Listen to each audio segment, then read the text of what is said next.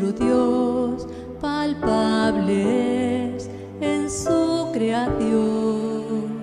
Su mano todo lo formó, sujeto a un orden y precisión. Del mar y su profundidad, los cielos y su inmensidad, conoce todo el Señor, y el mundo gira en su control.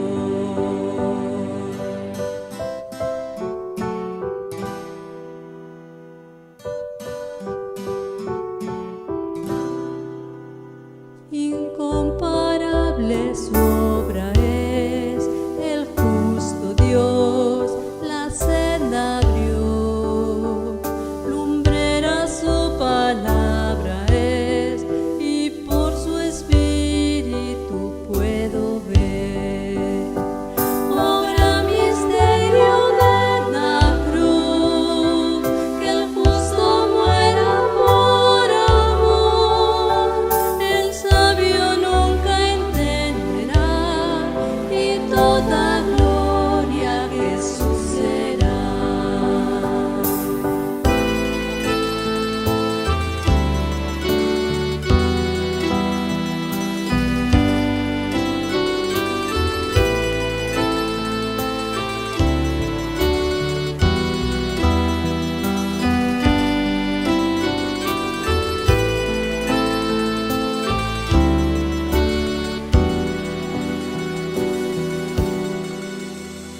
Concédenos, oh nuestro Dios, en tu verdad tan solo andar, y enséñanos a recibir la lluvia o sol que nos quieras dar. Las penas tienen su lugar, escritas en tu libro están. Por eso puedo yo decir que sea hecha tu voluntad. Las penas tienen su lugar, escritas en tu libro están. Por eso puedo yo decir que sea hecha tu voluntad.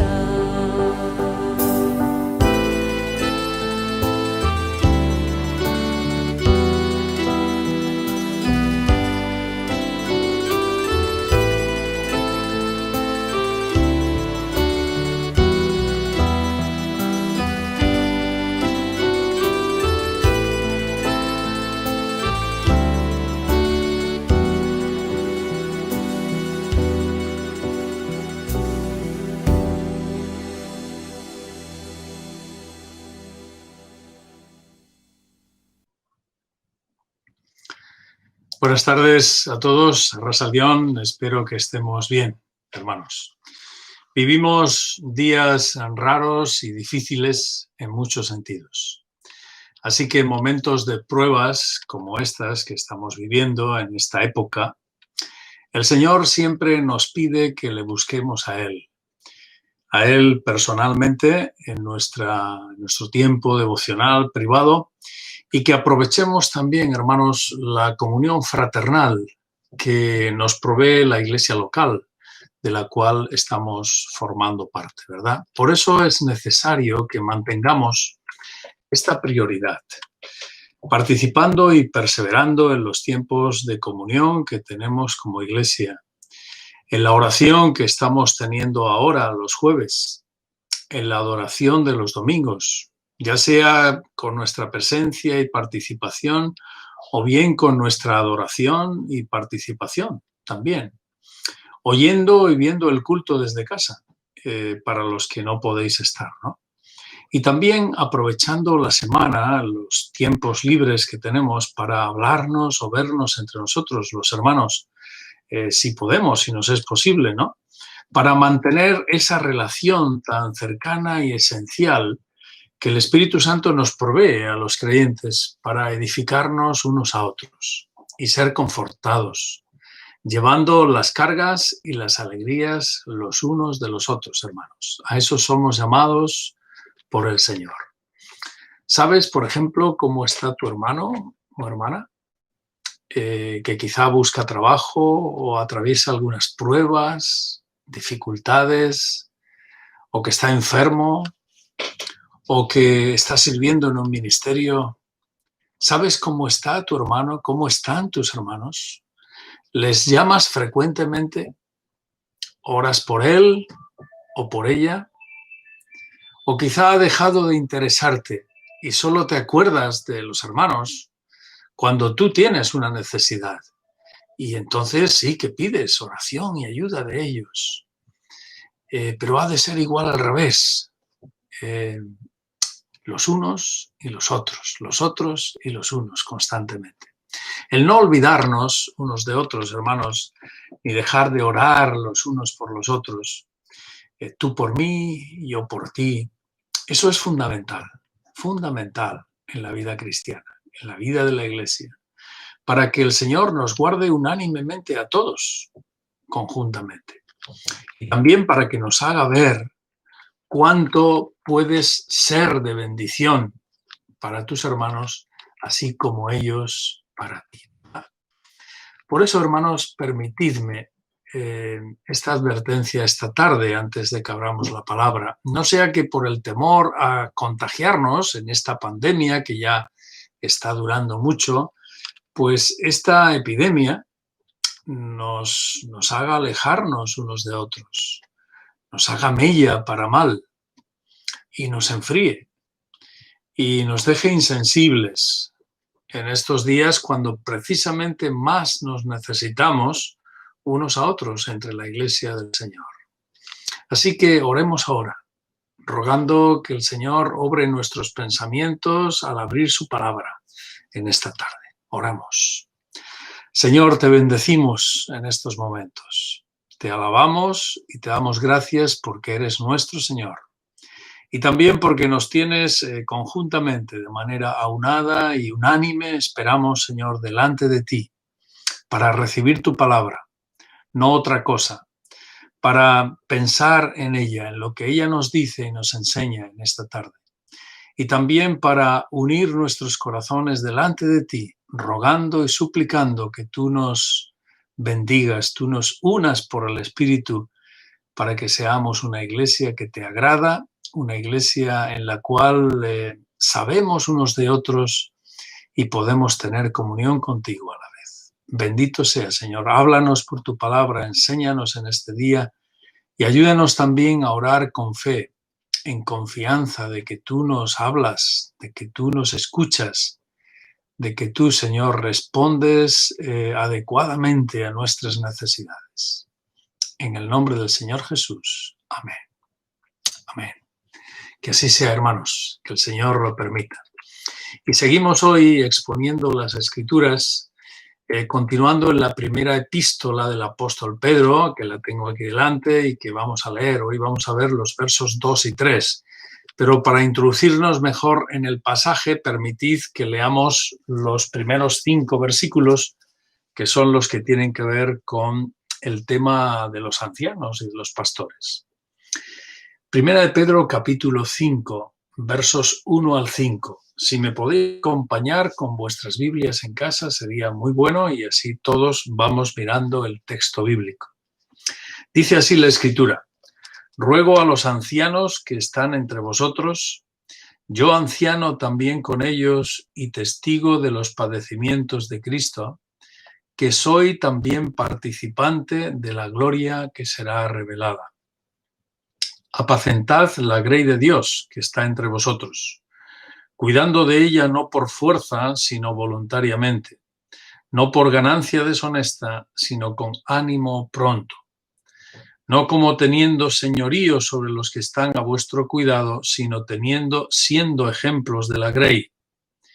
Y cuando aparezca el príncipe de los pastores, vosotros recibiréis la corona incorruptible de gloria. Igualmente, jóvenes, estad sujetos a los ancianos, y todos sumisos unos a otros, revestidos de humildad, porque Dios resiste a los soberbios y da gracia a los humildes. Verso 5, ¿verdad? Bien, debido a la importancia que tiene este texto para la vida de la Iglesia, el pasado jueves nos detuvimos en el verso 1 y ahí estuvimos examinando el verso 1 y las implicaciones que tiene cuanto el apóstol Pablo enseña ahí, ¿no? Implicaciones en el resto de las Escrituras. Y vemos que, en primer lugar, Pedro describe brevemente su propio perfil de siervo de Dios. Él se dice anciano, coanciano con ellos, a los que se dirige, ¿no? Para seguidamente, en los versos 2 y 3, pasar a explicar cómo debieran ser y conducirse los hermanos que pastorean, a los que se les llama ancianos o presbíteros, y que eran más de uno en cada congregación, y que la guardan y cuidan de ella en el nombre del Señor. Y en el verso 4, como hemos leído, Pedro se refiere a la recompensa que el Señor tiene reservada a los legítimos y fieles pastores que Él ha levantado a lo largo del tiempo en la multitud de iglesias locales de cada generación. Y finalmente, en el verso 5, como hemos leído también, el apóstol recuerda a los más jóvenes que debieran sujetárseles voluntariamente, dejándose cuidar por sus propios pastores y no seguir sus propios impulsos, ¿verdad? Y todo esto con el propósito de que la iglesia local, hermanos, viva pacífica y ordenadamente según pide el Señor. De esta manera, la iglesia queda protegida de los muchos peligros espirituales que constantemente la acechan. Y al leer el verso 1 vemos que Pedro se incluye entre los ancianos, como decíamos el jueves pasado. Uno más, yo soy uno más que ellos. Y además he sido testigo personal de los padecimientos del Señor Jesús y espero ser participante también de su gloria, cuando Él vuelva por nosotros y se manifieste al mundo en su plenitud y con todo el poder celestial, ¿verdad? Por eso, en los versos 2 y 3, ahora, el apóstol quiere recordar a los ancianos que como pastores que son de la iglesia, deben apacentar y cuidar a los creyentes que están entre ellos. Y lo han de hacer con las motivaciones correctas, tal y como vamos a ver y a considerar a continuación, ¿no? Así que, debido a que estos hombres, llamados por el Señor, han de cuidar de sí mismos muy claramente, ¿no? Y del pueblo de Dios, es por lo que encontramos diversos principios bíblicos para ellos, principalmente en las epístolas pastorales del Nuevo Testamento. Y ahí se indica en diversos pasajes, que ahora no nos da tiempo a mirarlos, pero se indica que los ancianos y pastores de las iglesias deben ser hombres disciplinados, íntegros, irreprensibles y sacrificados en su vida personal, su vida familiar y en su ministerio. Hombres perfectos, absolutamente, que no los hay, pero sí hombres que en sus hábitos de vida sean claramente piadosos y entregados, sacrificados al Señor, para que su entorno cercano, su familia, la iglesia, conozcan que son hombres consecuentes y fieles en todo, en todos los órdenes de la vida. Eso no quiere decir que no tengan faltas, defectos, que se equivoquen en ocasiones, pero no lo harán, evidentemente, a propósito, ni tampoco permitirán que cualquier pecado o tipo de pecado se enseñoree de ellos en sus vidas, ¿verdad?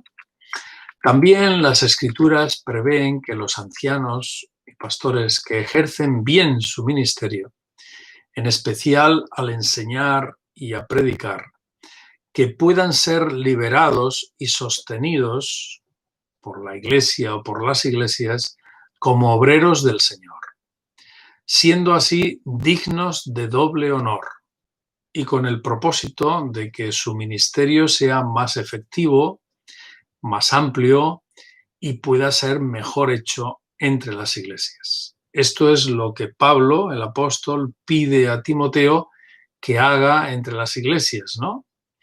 Al escribirle su primera carta, 1 Timoteo, capítulo 5, versos 17 y 18. Y también encontramos que, al igual que la iglesia es atacada, tal como vimos en Hechos 20 el jueves pasado, tanto desde fuera, por elementos extraños a la iglesia que, como lobos, pretenden destrozar a los creyentes, y también desde dentro, la iglesia es atacada por actitudes perversas que surgen en aquellos que tristemente se pervierten en su fe, en su doctrina, en su conducta, ¿no? De la misma manera, los que pastorean son un frecuente objetivo del maligno y son igualmente atacados, al igual que lo son las congregaciones, porque el diablo sabe que si hiere al pastor, dispersa al rebaño, tal y como la Escritura lo advierte. Por tanto, las acusaciones directas o indirectas contra los ancianos y pastores de una iglesia nunca pueden hacerse a la ligera. Y así vemos que Pablo advierte a Timoteo de que no admita ligeramente ninguna acusación contra los ancianos, a no ser que haya de por medio pecados y que haya suficientes testigos en contra. Esto el apóstol lo enseña y lo dice en la primera carta suya, 1 Timoteo, capítulo 5, versos 19 y 20. Es por todas estas razones mencionadas, hermanos, que los pastores ejercen un ministerio que necesita ser muy respetado por los hermanos, como viniendo del mismo Señor. Y así encontramos este llamamiento tan importante en Hebreos 13, verso 17, donde se nos dice lo siguiente: obedeced a vuestros pastores y sujetaos a ellos, porque ellos velan por vuestras almas, como quienes han de dar cuenta, para que lo hagan con alegría y no quejándose, porque esto no os es provechoso. Para un servidor ha sido una gran bendición en mi vida el haber aprendido a sujetarme, primero en mi juventud y luego en el ministerio, a aquellos hermanos que me han guiado y cuidado pastoralmente a lo largo del tiempo. Y mucho de lo que aprendí, yo diría un 90% de cuando aprendí, de todo lo que aprendí como cristiano, vino de ellos, de parte de ellos, de su modelo íntegro, de su modelo sacrificial de vida y de servicio ante el Señor. Y siempre, siempre daré inmensas gracias al Señor por haberles puesto en mi camino, aunque en ocasiones también tuve que arrepentirme y pedirles perdón, a veces por haberles resistido. Por eso en Hebreos 13, 17 que hemos mencionado, se nos dice que como nuestros pastores velan, vigilan, cuidan de nosotros, y ellos a su vez viven sujetos al príncipe de los pastores, al que tienen que dar cuentas, a nosotros entonces nos toca sujetarnos de buena gana y sin quejarnos, porque esto es lo que agrada a Dios. Esta es una pauta importante en las Escrituras, ¿no? Entonces, dicho esto, hermanos, entenderemos mejor todo cuanto Pedro ruega aquí a los ancianos pastores de las iglesias. Precisamente esta carta que fue escrita en la década de los 60 después de Cristo, tan solo unos 30 y tantos años después de la ascensión del Señor y desde el inicio de la iglesia en Pentecostés, ¿no? Y justamente, decíamos el jueves pasado, justamente antes o poquito antes de que viniera aquella persecución cruel y fuerte contra los hermanos en el Imperio Romano, ¿no? En los días de Nerón. Y antes también, posiblemente, de que el templo fuese destruido en Jerusalén, ¿no?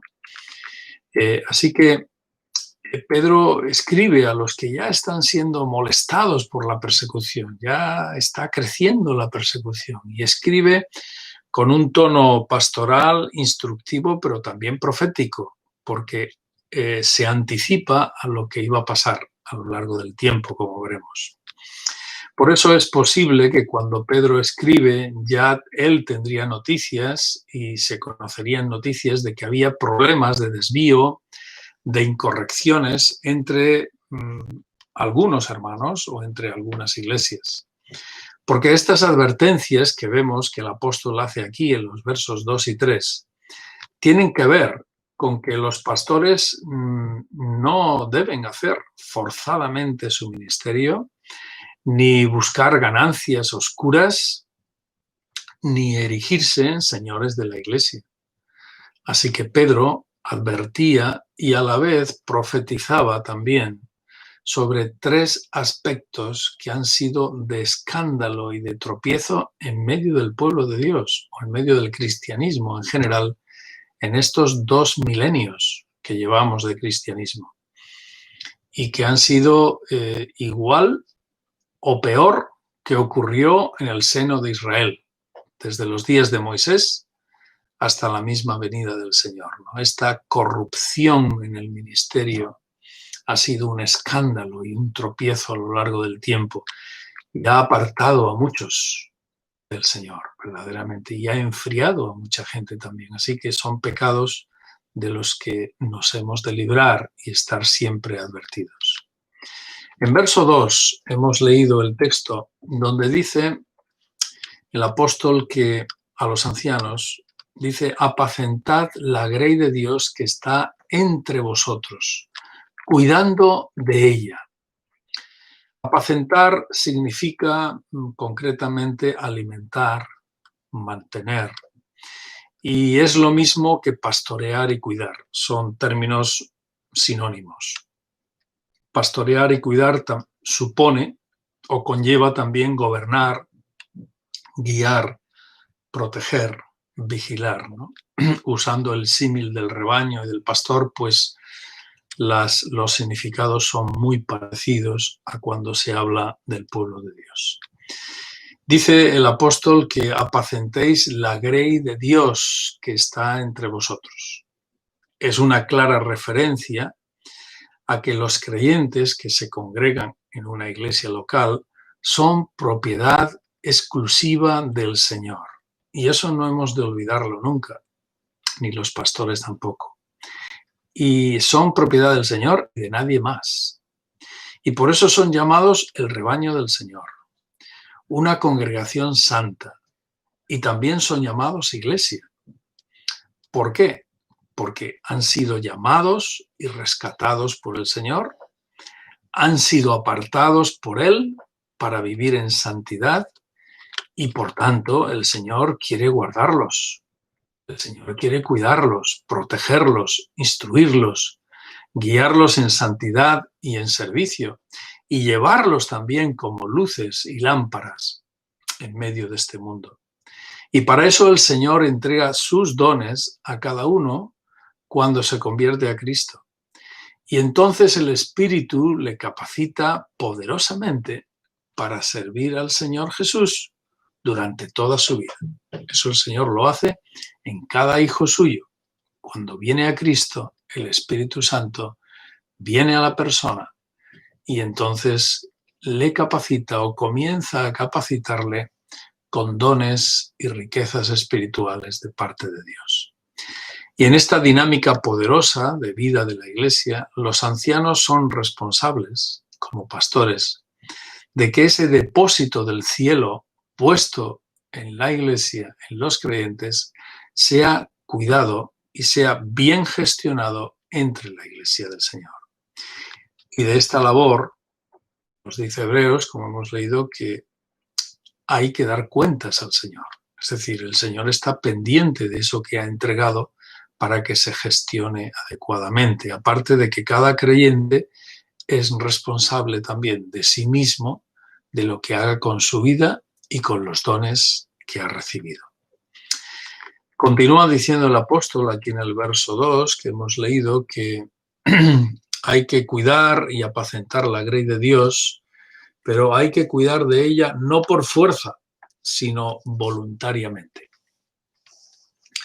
O sea que el ministerio pastoral ha de hacerse como respuesta de profunda gratitud al Señor por el llamamiento que el Señor hace a estas personas. No debe hacerse obligadamente, ni de mala gana, ni porque otros nos lo digan o nos lo manden. Si nos lo manden, pues aún es más ilegítimo todavía, ¿no? Hay que hacerlo voluntariamente, de buena gana, de corazón, y además entregados al Señor, que es quien lo pide, ¿no? A aquellos a los que llama. Y si se hace forzadamente, con apariencia, o sea, aparentemente, o para agradar a algunas personas, será una falsedad, será un pastorear en falso, ¿no? Y además será un mal que se hace a la propia iglesia. También dice el apóstol aquí algo importante, muy importante. No solo que ha de servirse voluntariamente, sino que no ha de hacerse por ganancia deshonesta, sino con ánimo pronto. También en este verso 2 del capítulo 5, Pedro enfatiza que la razón y la motivación para servir pastoralmente a la iglesia nunca debiera ser, nunca, el deseo de obtener lucro, beneficio o ganancias personales de maneras deshonrosas y en doblez de vida, es decir, mostrando una cosa y siendo otra, ¿no? Teniendo otro propósito que no sea el servir al Señor. Y hoy en día, 2000 años después, podemos asegurar que esta advertencia del apóstol Pedro fue profética, con toda seguridad, porque ha habido tanto abuso de esto y lo sigue habiendo, hermanos, hasta el día de hoy. Por eso advertimos a menudo de que hay que tener cuidado a quién se escucha, a quién se ve en las redes sociales, lo que se lee, etcétera, etcétera, porque ha habido y hay mucho abuso, hay muchos charlatanes mentirosos que consideran el ministerio del Evangelio y de la predicación como una fuente de ganancias para ellos mismos. Y ese es el propósito que hay detrás, en medio de tanta charlatanería, ¿no? A veces.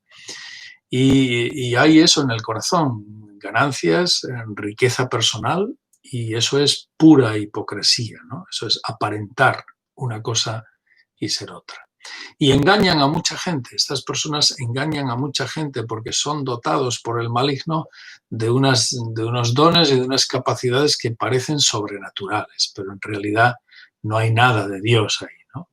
Y mucha gente les sigue porque quieren escuchar cosas que les agradan, y esta gente pues hablan al oído y halagan a la gente y suplen necesidades que la gente quiere suplir, ¿verdad?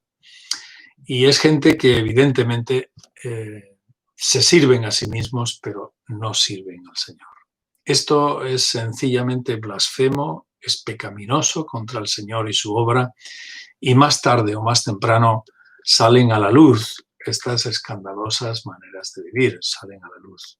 No obstante, a pesar de esto, hemos de estar muy agradecidos al Señor y contentos porque ha habido y sigue habiendo tantos y tantos siervos de Dios que dependen exclusivamente del Señor. No dependen del negocio que van a hacer en el ministerio, no dependen de las ganancias que van a tener, dependen del Señor y de la iglesia del Señor. Viven por fe, viven dependiendo de Él. Y tanto sus vidas como sus familias reflejan sencillez, sobriedad, no hay lujos, no hay excesos, no hay el vivir pomposamente, el buscar el dinero, en todo. No hay un afán de vivir en doblez ni en enriquecimiento personal, ¿verdad? Porque estos siervos de Dios no están buscando ganar nada para ellos mismos.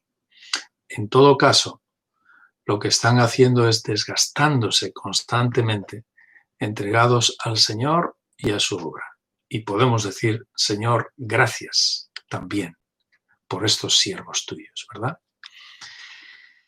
Así que esta advertencia del apóstol Pedro es muy importante para que la Iglesia, los creyentes, todos la tengamos en cuenta siempre. También sigue diciendo el apóstol aquí que aquellos que pastorean no deben tener señorío sobre los que están bajo su cuidado, sino siendo ejemplos de la grey. Esto lo hemos leído y lo tenemos en el verso 3. Y esto es igual de importante que lo anterior, ¿no? Son varias advertencias, 3 que hace el apóstol Pedro aquí, fundamentales. Ya en el verso 1 vimos que el mismo apóstol se presentaba como un anciano más, entre otros, y no como superior ni como un príncipe de la Iglesia, como luego el catolicismo romano tristemente ha promovido falsa y perversamente durante años, durante siglos. Y ha sido el catolicismo romano, en nombre de Dios y en nombre de Cristo, y supuestamente representando a Dios, supuestamente, pues han promovido a Pedro como el primer papa del cristianismo, ¿no? Y a los demás papas como sucesores de Pedro y representantes de Cristo en la tierra, ¿no? Imitando aquella figura del emperador que era jefe supremo de la Iglesia, ya en los años de Constantino, en el año 300, ¿no?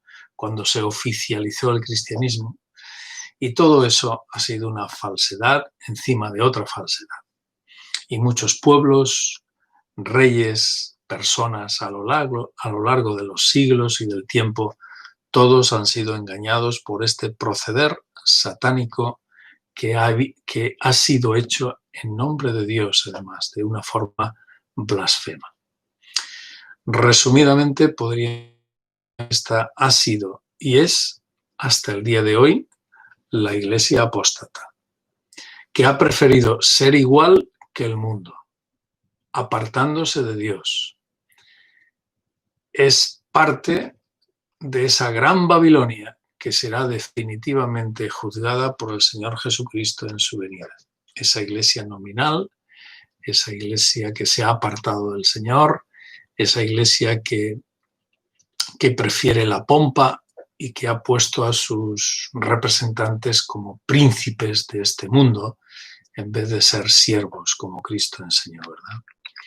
Quien mejor enseñó sobre esto fue el mismo Señor Jesús, cuando varios de sus discípulos le pidieron en una ocasión ser los más grandes. Cristo iba camino a Jerusalén con ellos, les iba hablando de que iba a ser entregado, torturado, llevado a la cruz, y ellos estaban pensando en grandezas propias, ¿no? Es fruto del corazón humano. Y el Señor Jesús pues les tuvo que corregir. Ellos le pidieron, Señor, queremos sentarnos a tu lado, uno a la izquierda y otro a la derecha, en el trono, en el reino de los cielos. Y Marcos, por ejemplo, en el capítulo 10, nos relata cómo el mismo Señor tuvo que corregirles ese día, recordándoles que esa actitud de ser grandes es típica de los líderes humanos de todos los tiempos, que se enseñorean y ejercen el poder con violencia, además, contra sus propias gentes, ¿no? Pero que no sería así entre ellos, les dijo el Señor. Entre vosotros no va a ser así. Y si queréis ser grandes, les dijo el Señor, pues tenéis que ser los primeros en servir, humillaros a servir como siervos, ¿no? Tal y como yo lo voy a hacer y lo estoy haciendo. Y efectivamente sabemos que el Señor lo hizo porque se entregó totalmente, sin reservas, por nosotros, hermanos. Por eso Él les dijo, no ese día, si alguno quiere ser mi discípulo, niéguese a sí mismo, tome su cruz y sígame cada día. ¿verdad? Por eso también Pablo escribió a Timoteo que si alguno anhelaba obispado, deseaba pastorear, pues qué buena obra desea. Pero es necesario que el obispo sea tal y tal, ¿no? Y comienza a dar una lista de cómo debía vivir aquel que quería pastorear. Y esto se lo dice Pablo a Timoteo en su primera carta, 1 Timoteo, capítulo 3, hablando del alto precio de seguir y servir al Señor, negándonos a nosotros mismos y además llevando una vida fiel al Señor, una vida sacrificial para poder ser hombres con un carácter y una conducta semejante a la de Cristo. Por eso los ancianos, hermanos, no son los señores de la Iglesia. Sí que son los primeros siervos de que dispone el Señor en la Iglesia local. ¿Para qué? Para cuidarla y guiarla en todo lo que el Señor pide de ella. Y siendo ejemplos de Cristo entre la congregación, que es el pueblo del Señor. Por eso el Señor ha previsto que su iglesia sea pastoreada y cuidada por siervos, con motivaciones adecuadas, como hemos visto en los versos 2 y 3, y que a su vez estos siervos vivan sujetos y sometidos al príncipe de los pastores, que vela desde el cielo por todos nosotros, y que continuaremos viéndolo el próximo jueves, Dios mediante, en los versos 4 y 5. Por eso podemos decir, gracias, Señor Jesús, por el diseño de tu iglesia y por esos hombres que tú quieres que trabajen y gobiernen en ella. Así que nos quedamos aquí, en el verso 3, esperando poder continuar el próximo jueves. Mientras tanto, queridos, un abrazo a cada uno de vosotros. Y ahora, a continuación, dispongámonos para la oración y estar unánimes delante del Señor. Bendiciones.